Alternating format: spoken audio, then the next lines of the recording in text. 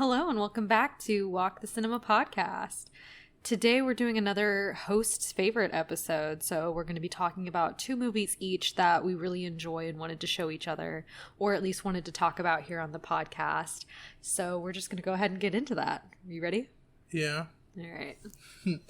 So our first movie that we're going to be doing is Howl's Moving Castle. That's my pick. No, it's my pick. Oh. It's definitely one of my picks. It is a 2004 animated fantasy film that was done by Studio Ghibli. And it's based on a 1986 novel that was titled the same. It's called Howl's Moving Castle by Diane Wayne Jones, which I haven't read the book, but I have read kind of the synopsis of the book. And I mean, it's, for the most part, it seems like it kept its core values, I suppose. It doesn't change it does change a lot, but the vibes are the same, I would say. But I saw this for the first time only a couple years ago, maybe in 2021. I think we watched it together for the first time. Would you say? I think I'd seen it. But I don't remember, though. It's not my favorite Ghibli. I'm just, in general, not that much into fantasy, and both your picks are fantasy. So yeah, because fantasy I like both of the movies. Mm-hmm. I like both of them. And I like this movie, but, I'd rather watch other Ghiblis. I know you'd rather watch this one, though. Because I feel like this one is such a comfort, and I've seen it in both the original Japanese voice cast and then the English dubbed version. And I've watched both. I typically do like to watch the dubbed version just because I like to have it on in the background sometimes, because I think it's one of those movies that just brings me comfort, where it just makes me happy, watching it. I'm just happy. And I think the voice cast is very nice. It's got Billy Crystal in it. Josh Hutcherson, Christian Bale, pretty integral parts of my movie watching experience, I would say. I don't know. They're just kind of, I do like the English dub. I think my least favorite thing about it is Sophie's voice actor. I don't particularly like her,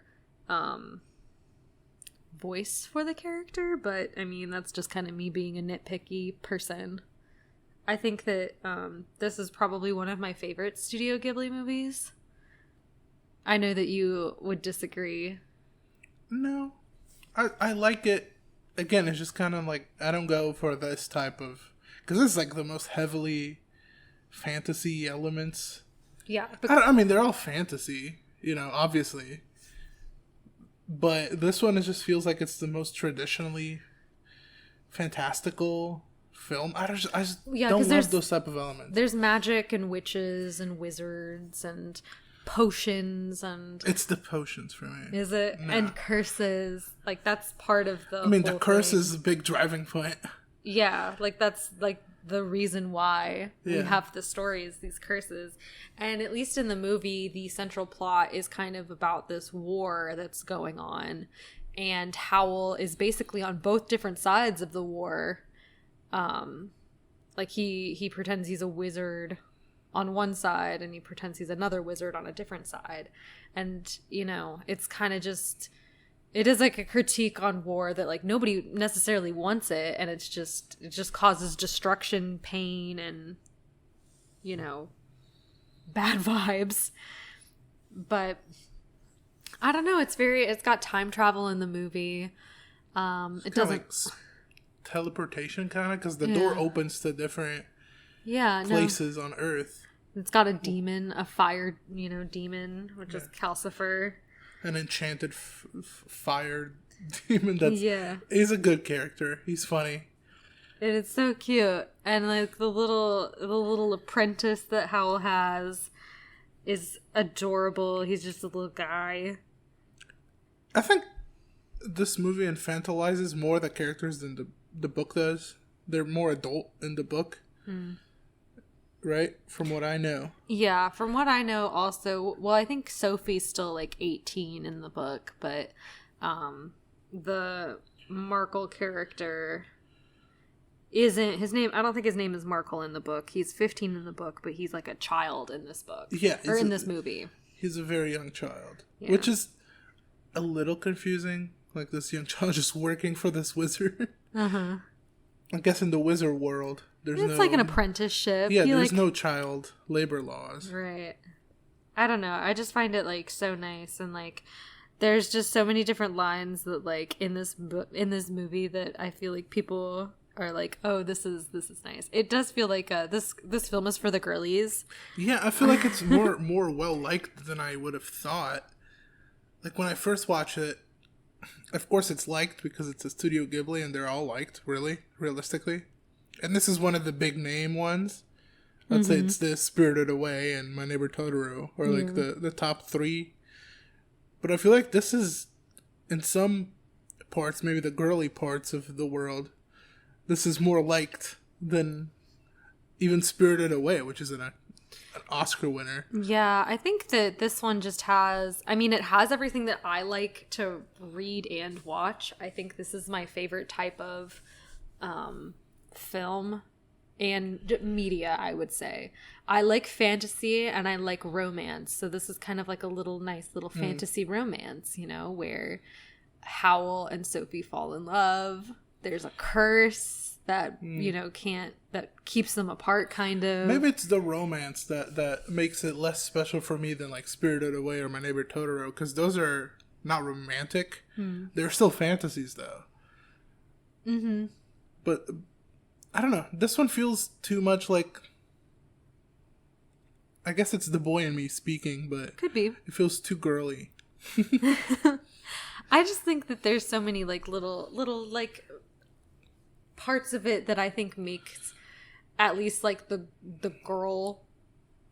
girlier side, like, you know, give you little flutters, little like good feelings. No, like, I like it. It's a good movie. I'm playing the devil's advocate in this part of the episode, but I like it. Yeah. I still think it's one of their better movies. I mean, there's a reason it's like one of the ones they advertise the most still, and they use the images for.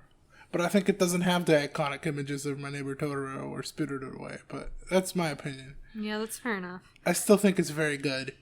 It's a good fairy tale.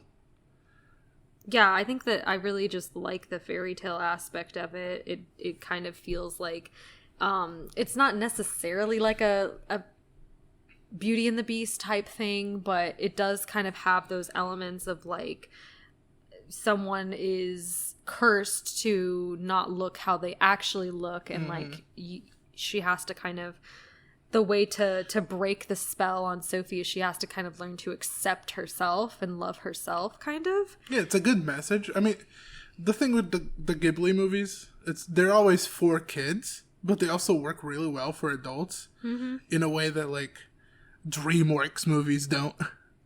Like, can you imagine an adult sitting down and watching Minions on their own time? Yeah. It's not going to happen, but with the Ghibli movies, definitely. Yeah, for sure. And I think that it does like have critiques on war, and kind of does tout pacifism as like something that they would like to do, you know, or like should be the ultimate goal. And, you know, I think that this came out in 2004, and I think from what I understand, Hayao Miyazaki, is that who it is? He was really a big critiquer of the Iraq war, which kind of did start in 2003. So it is kind of interesting that something got so big that's anti-war when like pro-war was kind of the big rage at the time, or like that was kind of the sentiment. Everyone was still kind of, it was a weird time. It was very reactionary. People were scared, especially American people. Yeah, were scared. So the war was, in a lot of American eyes, acceptable. Yeah. And I guess foreign people didn't have that perspective. I know in Europe there was a lot of fear too, but I don't know about Japan. I'm not really sure about Japan either. I would assume that I have no idea, to be honest. But it is kind of interesting to see how that real world event kind of shaped this movie, you know, or shaped like the influences for this movie. But I don't know, this is like, I think this is a feminist movie. Like, this is a good for her, like, slay. I don't know, I just really like it, and there's so many different lines that are iconic and are sweet, and like if you look into it, you just find like little nuances, I guess. I think the most iconic moment is Howl dyeing his hair the wrong color and then just giving up on life. Yeah, he like becomes a sludge pile, and she's like, "Are you serious?" This is dramatic. She's like, "I've been ugly my whole life, and you're upset that you had you dyed your hair the wrong color." And it's like, you know, I think that a lot of animated movies that try to make animated characters look, you know, not necessarily ugly, but not like conventionally pretty, I think they do a bad job at portraying that. For example, like Anastasia is another movie that I really, really like, and they try to make the main character Dimitri like kind of ugly in that, but I feel like they fail at it. Like, he just looks like, you know, like a normal guy, or like, I don't know. I think a lot of the times it is that where they make someone that's supposed to be ugly, but it doesn't come through. It's just a normal person. Yeah, but I feel like with this one, they do make Sophie kind of plain, and like she's not the most gorgeous animated character in the world, you know. She is very plain, and I like that about it, because like it's I think that more people can kind of see themselves within her, and I like that, you know. Like, I like that she doesn't rely on her looks. She has to rely on her kindness and her ability to adapt and stuff like that. And like, I think it's so funny that she just kind of she becomes cursed to be an old woman, at least on the outside, and she's just kind of like, well, I guess this is my life now. And she's just gonna live like an old woman, you know. She's like, I got it, I can do this. That's what I'm gonna do. I'm not gonna keep these old bones from stopping me. So that's how she kind of meets up with Howl. She does want to break the curse, but she is gonna, you know, still live her life while that's happening. Right, and at some point it does feel like that's in the back of her mind at that point, when she's just adapted, and she's just living. Yeah, and that's kind of the point of the curse. It's a sweet movie. Yeah, it's cute. I don't think the animation is like amazing. There's a lot of things I don't think are amazing, so I'd rate this at like a solid 7.5. So between a 7 and an 8 for me. This I gave it an 8 the first time I saw it, because I just didn't know if I liked it all that much. But then I started like thinking about it more and more, and then I watched it a couple more times, and I was like, I just love this. Like, it's exactly the type of media that I gravitate towards. I just love fantasy stories. I just like magic systems and all this other stuff. And I think that, you know, I think that a lot of the times those types of elements work better in animated mediums rather than live action. That's not to say that like a Lord of the Rings isn't good. Like, that's a live action thing, and that is fantasy. Like, that's just straight up fantasy. But I think that a lot of the times you saw this happen with a lot of the YA novels that were adapted into movies back in like the mid or the early 2010s to mid 2010s, when they were trying to find the new Harry Potter or the new Hunger Games. You made all these YA fantasy novels into movies, and they just didn't work. And I think a lot of that had to do with just, it looks goofy when you do live action versions of this. I mean, it's a lot easier to suspend your belief when you're watching animation, and it's also, you can do a lot more with animation. There's no limits. I mean, an explosion in animation doesn't increase the cost in a way that like a CGI explosion would. Yeah. Because you just kind of draw it, you know? So you can do a lot more with a lot less. Yeah, I agree. I just think that it just is done better when you do it animated, when you do animated fantasy films. So that's why I really like it a lot. I think it just works. This just works on so many levels for me. And in terms of like how this movie fared, you know, to the world, it was nominated for Best Animated Feature. At the Academy Awards, it did not win. It lost to Wallace and Gromit, The Curse of the Were-Rabbit. That's a decent movie. It's not better than this, though. Agreed. I completely agree. And I believe when it came out, it was actually the third highest grossing film in Japan, like only behind Spirited Away and Titanic. Like, it did really well in Japan. It did not do as well. So did Titanic, apparently. Yeah. It did not do as well, I think, in the United States. And I think part of that was because of the anti-war sentiments, in my opinion. I really don't know. I mean, it's released by Walt Disney. Walt Disney releases every Ghibli. Mm-hmm. They have the distribution rights for North America. Yeah. So, I mean, it's a different company releasing it, so... I get you. I don't know. But I think that that's all we're going to talk about for this movie, so why don't we get into your first movie you want to talk about? Okay, so this came out a year after your movie, 2005. Caché, also known as Hidden, by Michael Haneke. It's a thriller? Yeah, I would say it's like a psychological thriller. It's like a mystery thriller. There's these tapes that we watch in the first person, but they also get put in front of the house of these people that are being threatened, I guess, in a way.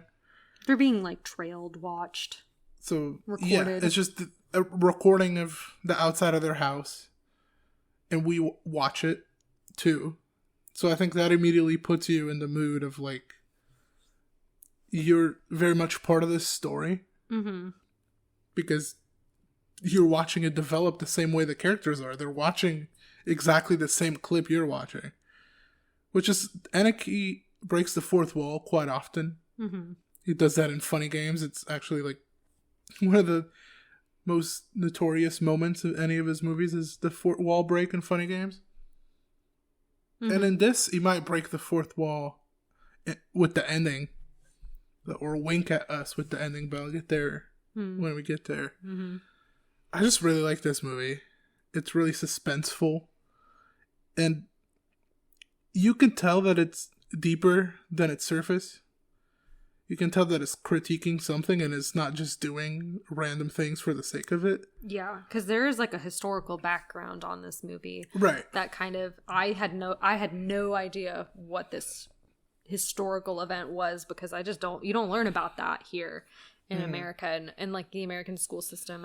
And I don't think that you learned it growing up in Portugal either, because it is very specific to France and France's history, I would say. I didn't learn it. I've been recently reading Albert Camus books, and he was from French Algeria. Mm-hmm. So the themes of racism are mentioned often, especially towards Arabs. But in this movie, he's also racist, or maybe we can assume he's racist towards a black kid that is on his bike, and he just snaps at him, even though he's in the wrong. Mm-hmm. And that can be perceived as racism. Mm-hmm. It can be hinted that this man is racist, and that's at why. His core. Yeah, that's why part of the problem that's following him, that's haunting his past, is. Yeah, because throughout the movie, they like see these videotapes, and our main character kind of starts to think that it is has something to do with his past, because everything just kind of alludes to it. Like he gets a tape filmed of the outside of his childhood home, like where his mother and father had him and grew up. And he gets drawings that kind of depict a very specific time point in his life. Where he basically destroyed another kid's life. Yeah, when he was 6 years old. By getting him sent away and thrown into an orphanage. And they say he's deprived of an education from it. Yeah. So, and then he excuses himself, saying I was 6, and I haven't seen this man. But I think that's, to me at least, what I get from it's the driving point is him not wanting to admit guilt. Yeah, he feels guilt. He just doesn't want to. No, he feels guilt, but he wants to excuse himself in every way. He wants to try to absolve himself because he's like, oh yeah, I feel guilty, but I don't deserve all this. And he says multiple times to multiple characters, "This is not my fault. I didn't do this to you." Yeah, but we get the sense that it is his fault, and he's the only one that can't admit it. Yeah, and that's maybe the motive they're being sent. The tapes are being sent because we don't know, right? That's the movie ends and we don't know who sent the tapes. We don't know who. Yeah, it can be quite frustrating. We don't know who sent the tapes. There's a hint at least 4 different solutions that I can think of. One being his own child. Sure. And then another being the child of the man whose life he destroyed. Another being the man whose life he destroyed himself. And the fourth one, to me, being the director winking at us, being like, I'm the yes, the omniscient and the hints character. And I like that because the hints throughout the movie, and his cinematography is very much his, and it can be annoying in some movies that he makes, but not here because it does fit its purpose. Sometimes we don't know if we're watching a tape or if we're watching a movie because of the way he films it. So sometimes the camera will be moving like we're watching one of the tapes that was left at the door, and then it pans out and a character walks into the scene, and we realize it's happening now in movie terms. Yeah. And it's not a pre-recorded tape. And I think that's on purpose to hint that he's the one that filmed the tapes. Because they're filmed in the same way that the movie's filmed sometimes. Yeah. So I kind of like that. I don't know. I like that he's winking at us. He's known for breaking the fourth wall. He's known... I mean, obviously here he doesn't give you any answer, so he's known for that, right? And... I don't know. I don't need an answer. I feel like an answer is not the problem here. Right. This is not what the movie's trying to get at. It is a puzzle. Like, the movie is a puzzle that we're trying to figure out, but the solution is not the reward of watching the movie. Yeah, I mean, I don't know. I feel like I did enjoy it, but it does leave me that lingering feeling of like, I really want to know who did it, like who sent the tapes. And then the other thing that this kind of leaves me with is just frustration because our main character is George, right? And he is so self-centered because, you know, this is happening to his wife and his kid too, and he just kind of takes it as if it's only happening to him or it's only affecting him in a way where he keeps secrets from his wife, even though like they're supposed to be a partnership, and like she takes it as if he's not trusting her, and he's like, no, I just don't want to like make accusations without having whatever. I mean, the whole time, to every relationship he has, it kind of acts like he's the only victim. Yeah, and he's like the only person in this. But the reason his wife is also being tortured by this is because of him. Yeah. Because they're targeting him. They're not targeting his family. He tries to make it as if it's someone that has a vendetta against his family, but it's not. And that would help him share the guilt, maybe. Because, he refuses to accept his own guilt. Yeah. And he refuses to, like, I don't know, I think he refuses to see what it would be like, the empathetic version of events, you know, where he could put himself in I forget the man's name that he ruined his life. The Algerian. Majid, something like that. He like won't get in his, like, he won't see what happened through his eyes. You know what I mean? And I think that's a representation of Europeans towards immigrants, especially immigrants from countries that they used to own. Like colonization type stuff. Colonialism. It is, I think, in my opinion, the main message. Or the main representation of characters. Where it's this European that doesn't see guilt and just acts like they did it to themselves. And you don't have to agree with it. you could just think they did do it to themselves and that's their fault. Yeah. And it's still a good movie, but I think if you get that out of it, that's what the director wanted. Mm-hmm. And it makes sense. It just makes a lot of sense that this is a white man that ruined someone's life just because he could. Yeah, just because he was jealous. And then when they're like, "Oh, you ruined my life," it's like, no, I don't think so. It's like, it's not my fault that, whatever. It's like, yeah, I lied about it, but, whatever happened to you, like, it's been so many years. Like, I didn't cause all the years in between, Especially when he talks to his mother and he says, like, "Oh, this is the kid you were going to adopt." And she doesn't even remember that. Yeah. Or she, like, wants to forget. And he's the one that prevented her from adopting him. Yeah. Because of the lies he told. And because he didn't want to share a room. And he got to have his own room. Because he could. I mean, that's really it. Yeah. It's because he could and it benefited only him. And he did it. So yeah, it's a movie with a character that at first you don't know any of this. I mean, of course you see someone getting kind of threatened. Mm-hmm. And you kind of take his side. But it soon unravels. And I just really like it. I think it's not that it's deep per se, but it's just, it works my brain in a nice way. Yeah.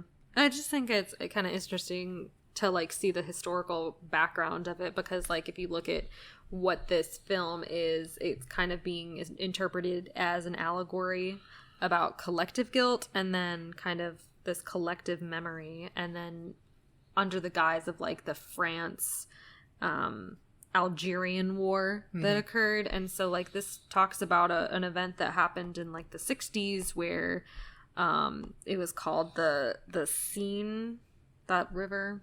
Mm-hmm. Is that how you say it? Yeah, they drowned the massacre. Like 200. Yeah, like 200 to 300 Algerian people living in France.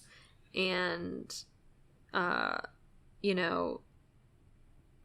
like, kind of the guilt that, like, the collective population of France has over this, where it's like, I think that from what my understanding, and I could be wrong about this, I just did kind of a little dive into it, was that, at the time the French government kind of suppressed a lot of the facts about what had happened. So I think at the time there was only, like, 3 reported deaths that happened, and then it wasn't until many years later where it was kind of revealed that a lot more people died that day than just the 3 that were reported. And so I think that is kind of, I don't know if this film is saying, like, look at what you've done type thing to the French people. I think it's definitely pointing the finger back at the privileged, in a way, people that watched it and didn't have to even think about it. I mean, you didn't even know about it, right? Yeah. And he's teaching you, why it's bad, and he's teaching you that it's not your fault, but it's the fault. It's the collective fault. It might not be your fault, but it is, like... It's the fault of the ignorant. Yeah. It's the fault of the ones that don't care, the ones that don't know. It's just... It's a good movie. It's heavy the more you try to decipher it. Mm-hmm. So it's a puzzle that you might not want to get too deep in. But... This was... I think they were going to try and get this nominated for Best Picture... Or Best Foreign Film. Yeah, but this was at a time that the rules are weird and the wrong country tried to submit it, I think. Yeah, so. Because I think Austria tried to submit it, but it's wholly in French. Yeah. So they were like, because it's not in German, we can't accept it. Like, it's disqualified. Yeah, and Michael Haneke is Austrian, I believe. Mm-hmm. At least some of his movies are made in Austria. And, I mean, it makes sense to me that he could, but he couldn't. But this is also one of the movies that they used to change the rules, where now it just has to not be in English. Right. And now it's called Best International Film instead of Best Foreign Film. So, but that's a newer change. Yeah. But it's just interesting. I give this movie a 9. It's really good. That's all I gotta say. I gave it a 7 just because I don't enjoy it as much, but that's because I think I just get frustrated with it. It's a frustrating ending. Yeah. Definitely. I Well, think just the whole thing is frustrating. Oh, yeah. The whole thing is frustrating, but the ending is really frustrating because you don't get an answer. Yeah. But I think that's part of it. I like to think of the possible answers, and I like my answer that it's the director himself sending the tapes because in real life he wants to show the guilt. Mm-hmm. So in the movie he wants to show the character the guilt and teach him a lesson. I don't know. Let's move on to a more fun one. You pick the fun ones. Yeah, I do pick the fun ones because I'm just a fun kind of gal, you know? We're going all the way back to 1987 to talk about The Princess Bride, directed by Rob Reiner, who we've talked about before on this channel. We discussed This is Spinal Tap, which is very different from... Yeah, that was his first movie. But Princess Bride is a fantasy film that stars Robin Wright and Cary Elwes. I always don't know how to pronounce his last name, but you might remember him from Robin Hood Men in Tights, or more recently that Netflix Christmas movie. Or Saw. Yeah, he's in Saw. And Andre the Giant, and, I think Billy Crystal makes an appearance in here as I don't know much about Andre the Giant, but he's actually really funny in this. Everything about this movie is perfect to me, honestly. It's damn near. I mean, honestly. And this is a movie that from the start tells you it's not a chick flick. Yeah, it says there's more substance to it than just a romance, even though that is kind of the main driving force is true love. That is kind of the that's the reward. Point. Yeah. But the movie starts with a grandpa telling a story to a boy, and the boy's like, I don't want that kissy stuff.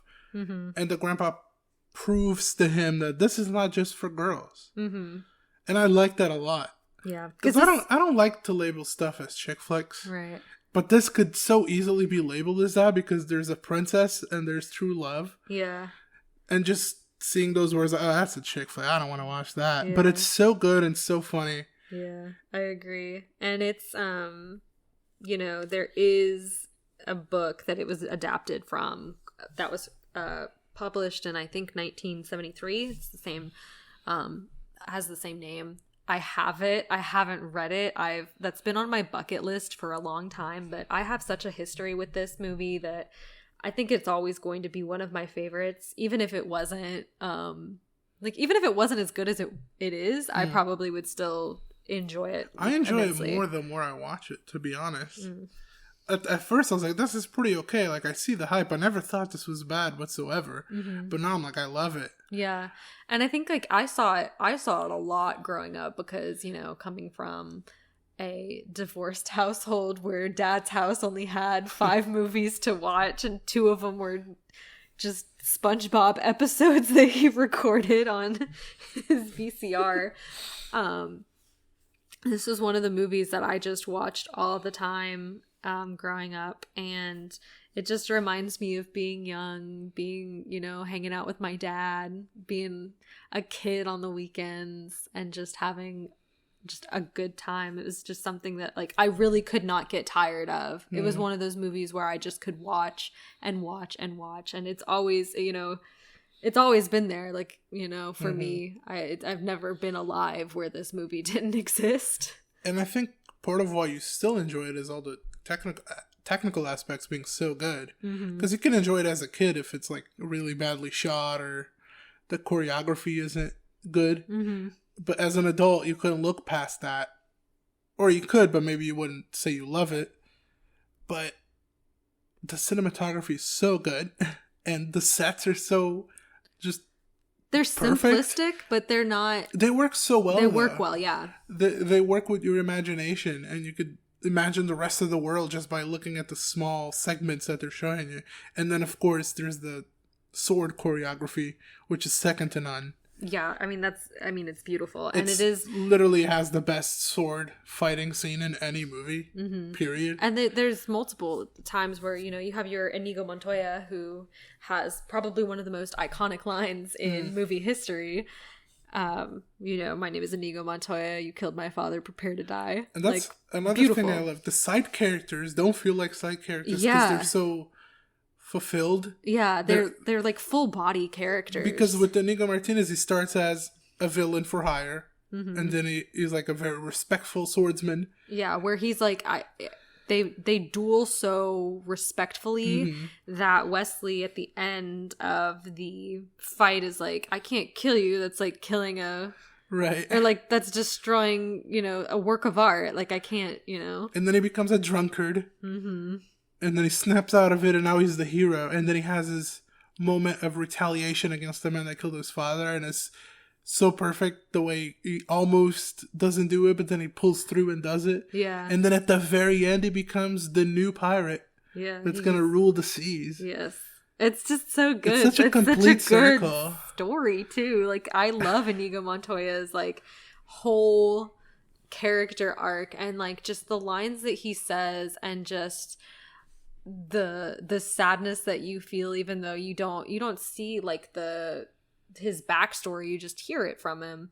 And there's that moment where Wesley is getting tortured by the man with the 6 fingers and the albino. That is the character's name, the albino. So he's being tortured and you hear him scream, and then Inigo's kind of like, I know that sound. That's the sound of like your heart breaking. And he's like, that's the sound my heart made when my father was murdered in front of me. And then, when he finally gets his like revenge, he says like, tell me you'll do anything. And he's like, yes, I will. He's like, tell me you'll give me all your money. And he's like, tell me you'll give me anything that you want. And he's like, of course. He's like, I want my father back, you son of a bitch. And then he stabs him. It's so good. Like, that's so perfect. And just like like you said, like all the little side characters are just chef's kiss. They don't feel like they're put there to move the story forward. They feel like they have their own story, their own lives, their own past. Because you see the Andre the Giant character, and he's just a sweetheart. He's told, oh, you're dumb, you have no friends, you're just the only thing you have is size, so you got to use it. But no, he has heart, and that's what you learn. And that's why you love him by the end, and that's why you hope the best for him. And these moments with the princess are very cute. Yes, and even like some of the characters that we don't necessarily get a lot of screen time with, like Miracle Max and his wife Valerie, who are played by Billy Crystal and Carol Kane. I will say those definitely feel like cameos. Like that's like 3 minutes of the movie, more or less, and it kind of feels like a cameo. I don't know. I don't feel like it feels like a cameo, but that's just because maybe I've watched it too many times. So, and I didn't know who they were, for the longest time. As a kid, it doesn't matter. So, and they're in heavy makeup. Very heavy makeup. I remember, like, as a kid, I was like, those are ancient people. Like, those are just, like, that's just how they look. And then, getting older, being like, oh, they just put, like, a crap ton of prosthetics on them and stuff. Make them look like they've lived in the swamp their whole life. But the story of Wesley and Buttercup is just something, again, that makes my heart happy, where, she's they're just two people that were in love, and then stuff happened and they couldn't be together, and then she somehow ended up being the bride to be for Prince Humperdinck, and because he could just pick whoever he wanted. Yeah, because he's, the prince and whatnot. And just what a story. It's such a lovely movie in a manly way. Right. According to the little kid who hates girly things. And me. According to me as well. I mean, everyone knows this movie. It's been done to death. But for a good reason, because it's so good. Yeah, and even like there's just so many scenes that I remember. I have vivid memories associated with them, like the scene where they roll down the hill after she pushes him and he says "as you wish," and she realizes that that's Wesley, not just the Dread Pirate Roberts. And I remember being a kid thinking like, I wonder what it would be like to roll down a hill like that. So I did, like a small one, much smaller one than the one in the movie, and that was awful. And I was like, okay. I don't know how. Does hurt. It does hurt a lot. Like, because I was like, oh, you're just rolling down a hill. Like, and then after that, they get swollen by the. Yeah, just the whole thing in the forest. That always like. There's so many scenes in this movie that just like scratch my brain, if that makes sense, where it just like it just fulfills me in such a way. It's just a complete good movie, no wasted scenes. Yeah. I love the scene where he's with the poison cups. I think yeah, it's very like funny. don't get into a wits battle when death is on the line, you know, or something like that. Yeah, it's very funny. The ending is so funny, but also like I could see why it's scary that you're seeing this giant just float your way with all the lightning and stuff. It's great. Yeah, no. The whole movie's great. I mean, I love the ending where the grandpa is leaving the kid, and instead of saying "I love you," says "as you wish." I think it's very sweet. Yeah, because that's the way that they say "I love you" in the movie, and it's just so cute, and I just love it so much. This movie is such a good time, and I think we were talking about this when we watched it for this episode, that like some of the things about this movie, there are a little bit of things to critique. I think that one of the major critiques that I've seen is there's not really like a full-bodied score for this movie. It is just kind of those 80s synth sounds that they use. It works. It's not distracting, so that's as good as you're gonna get. Yeah, and that's like a very nitpicky thing. It's not distracting. That's good. I mean, could it be amazing? Sure, but I don't think it needs that. Mm-hmm. Maybe if it was amazing, it could take away from the movie, because the movie has so much going on and so much worth paying attention to. Do you need to pay attention to the music? I don't know. It is nitpicky. It doesn't change the quality of the movie to me. No, I don't think so either. I just think that this is... I mean, the puppetry is not great, and it does look fake, and it kind of takes you out a little. But... No, I remember, like, the ROUS's one always were fun to me. And, you know, before, there was no subtitles on my VHS tape. Obviously. So I never knew what they were saying when they said ROUS's. Like, I was like, I have no idea what that means. Even though he says, like, oh, rodents of unusual size, they don't exist, and then they get attacked by one. It's so silly. It's so silly, and I just never, you know, as a kid, like, that did not compute in my head. Yeah. That part might be a little too silly. The puppets themselves are a little too silly. Even the puppets earlier of the eels. Oh, the eels. Are a little silly, but... The man it's forgivable. It's not great, but it doesn't ruin the movie. It does distract you for a second. Yeah. But that's fine. I gave it a 9. It's amazing. I also give it a 9, and I don't know why I can't give it a 10. I feel like I should. That's what I was thinking too, for me. Yeah, but there's just like something about it where I'm just like, it's a 9. I don't really know why, because like this is literally one of my favorite movies, and it's a movie that I will show my kids, grandkids, great grandkids. I will show anybody. I will survive just to show my great grandkids. Yeah, my great grandkids. You know, I'm gonna be there. But I think that Rob Reiner just did a fantastic job at creating an environment that was fun for not just children but for adult audiences. Yeah. And I think that he really captured the kind of creativity and imagination that this book kind of came with, and he does it in a way that it's not so over the top, you know, where nothing about it seems to, like, you don't have to suspend your disbelief so much, you know. It's just really good. And I really like the scene, which this might be the last thing we talk about so that we can move on to the final one, but the scene where it's at, like, Buttercup has sacrificed herself essentially to be like, if I go back with you, Humperdinck, will you make sure that Wesley is able to go back to his ship and you won't harm him or anything?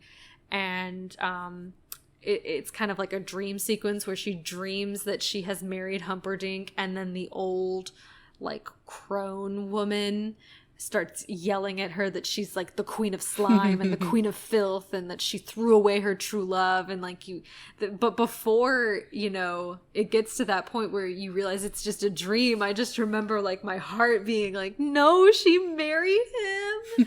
Like, just that's what the kid says. Yeah. Too, in the movie, like, I was that kid. It's kind of like I was so sad, and like even after I had seen the movie, I knew all the plot points. Like, it still was able to capture me in such a way that I still felt like this is the worst part. She, you know, like, you just feel like she's not with her true love, even though her true love's right there. I just really love this movie. Mm-hmm. But anyway, what's your final film? Well, moving on from one movie that we're going to show the kids because it's kid-friendly to another movie that's very kid-friendly, Red Desert by Michelangelo Antonioni. Yes. I love this movie. I love movies that have a type of hypnotic effect on me where I sit down and for 2 hours at a time, my eyes are glued, even if it's slow or boring to some people. And this kind of has, at least the first half has the effect that Stalker has on me. Yeah. Where it's just a woman going through a wasteland. But it's the wasteland of modern life. It's not some like futuristic post-apocalyptic wasteland. No, it's the life of an industrial village, and of a woman that is broken. Yeah, a northern Italian. Yeah, and of a woman that is broken, doesn't trust life itself anymore. And okay, there's a lot of fans for Antonioni's work. I'm one of them. Mm-hmm. But also, there's people and respectable people that straight up think he's a hack, and that he's just a boring person with no talent that tries to hide it behind the style. But if a movie hypnotizes me, and this is my favorite Antonioni, by the way, so if a movie hypnotizes me, there's no point in telling me if it's good or bad, because it's proving it itself, you know? You're right. I don't have to read why it's good or bad. I'm feeling that it's good in the moment because I just want to stare at it. Yeah. This movie came out in 1964, and it was a drama film. That's my contribution to it. Thank you.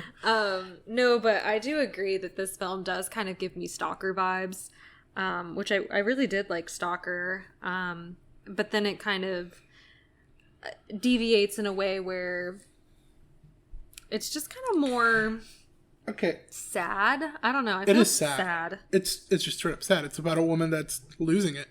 Yeah, because she feels like life isn't, like, it's kind of her struggle to, like, find a reason for life to be worth living. Right. And not only is it because she doesn't care about her husband anymore, and her kid, she can't, like, connect with her kid. Right, emotionally. Like, she doesn't understand him anymore. And also the world around her is empty. It's just a factory. And empty houses, empty streets. And a lot of the movie focuses on the sea and how the sea is freedom, and she wants to be in the sea, but she can never make it to the sea. Even the ending scene is her trying to get on a boat. Yeah. Because she wants freedom. She wants the freedom to not have to live in this hellhole. Because it is what it is to her. And I think we see the movie from her perspective, where just there's no hope. Yeah. And that's obviously going to make for a sad movie because there's no hope. Yeah, and I have no idea how I felt after this movie. I was like, is there hope? Because at the very end, like, we know that end scene where she does try to get on the boat, but that's not like the very end scene. The very end scene is when she's with her son again, and they're walking through the plant that we see in the first part of the movie. And her son kind of notices that, there's like the gas coming up out of the plant, and he wonders, like, if the birds are being killed by the fumes, and she tells him that birds have learned not to fly near the smoke. And I kind of wonder if she's trying to learn how to not give in to that despair that she feels. I think that's it. I mean, it's also, this is not the place for her. She, again, to the sea, she wants to leave. She wants to not be there. And we know there's nothing for her there. And her husband blames the accident she was in. But his friend, that's immediately in love with her, knows that it's not the accident. That's not the reason she tried to kill herself in the hospital. Because there's life in her. Like, when she meets the man that she knew from the hospital, you see kind of a spark in her. And when she's eating the aphrodisiac in the little shack. You see some spark in her, but then again, the boat shows up and she loses it. Yeah. She gets paranoid and stuff. Her grip with happiness and reality is just slipping away because she's seeing that her life is not what she wants, and she kind of feels worthless. Yeah. It's definitely a movie that you gotta get emotionally involved in. You're not gonna watch it for the action scenes. And I think there's scenes that are aged. The shack scene is weirdly aged just because of like the stuff they do. Yeah. Feels like culturally and just in modern times we would not do that. Right. We would not get into like a shared bed with like 5 other couples. Yeah. Or five other people in a couple. Yeah. And it's just weird, and it does. I just don't culturally understand it too much. Yeah, I agree. It is like a little too, like, I don't understand this scene, I guess. And there's also the opening scene where she just buys a half-eaten sandwich from a man. Yeah, I think that is kind of showing us that she really does not have a grip on reality. Or, yeah, but I think it's a little too confusing. I've seen this movie multiple times. I don't understand completely why she did that when he pointed to her when she could buy her own. I guess it is because she's just,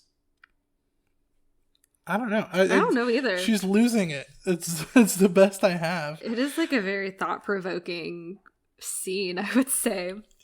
But this woman, our main character, is played by Monica Vitti, and I think that she does a really good job at holding the audience captivated and makes it not unbearable to spend that 2 hours or so with her, as the main character. Like, I don't know, and I think she does kind of make it you do feel like empathy towards her, where you do feel her sadness and her pain. You do, but at the same time, in real life, she would be a bummer. Yeah, she would be incredibly hard to handle. Yeah, because, I mean, everybody has their own little lives, and even when you're married to someone, like, you're still your own person, and sometimes you're just not equipped to handle the situations that they throw at you, and that's not necessarily, like, it doesn't necessarily make her husband a bad person.